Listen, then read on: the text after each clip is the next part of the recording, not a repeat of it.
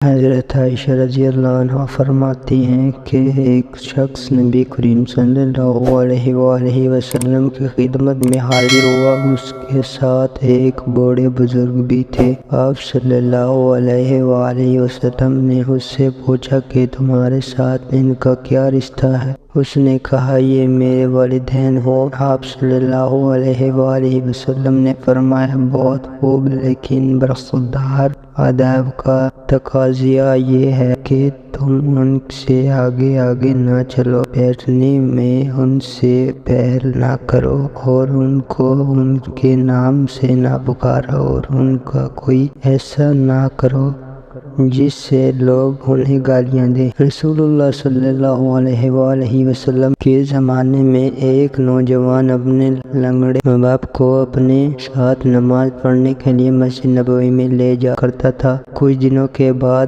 آپ صلی اللہ علیہ وآلہ وسلم نے لوگوں سے پوچھا کہ بھئی کیا بات ہے، آج کل وہ دونوں لنگڑے بیچارہ مسجد نہیں دکھائی دے رہے ہیں۔ لوگوں نے آپ صلی اللہ علیہ وآلہ وسلم کو بتایا ان کے بیٹے کا انتقال ہو گیا ہے، وہی ان کو یہاں لایا کرتا تھا۔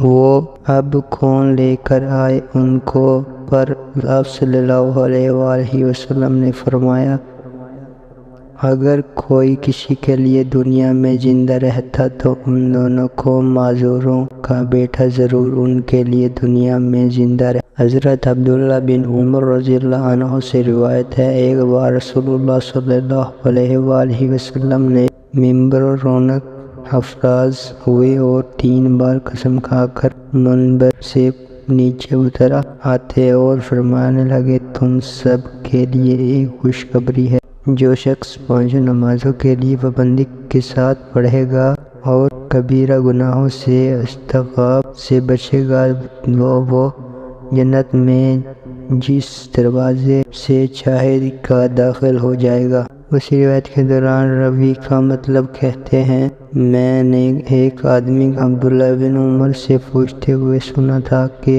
کیا آپ صلی اللہ علیہ وآلہ وسلم ان کے برا گناہ کبیرہ گناہوں کو بیان بھی کیا جاتا تھا؟ تو حضرت عبداللہ بن عمر رضی اللہ عنہ نے جواب دیا ہاں، اور وہ کبیرہ گناہ یہ ہیں والدین کی نافرمانی، شرک، ناحق قتل، پاک دامن عورت پر تہمت، یتیم کا مال کو ناجائز طریقے سے کھانا، لڑائی کے دن میدان جنگ سے بھاگ جانا، سود کھانا۔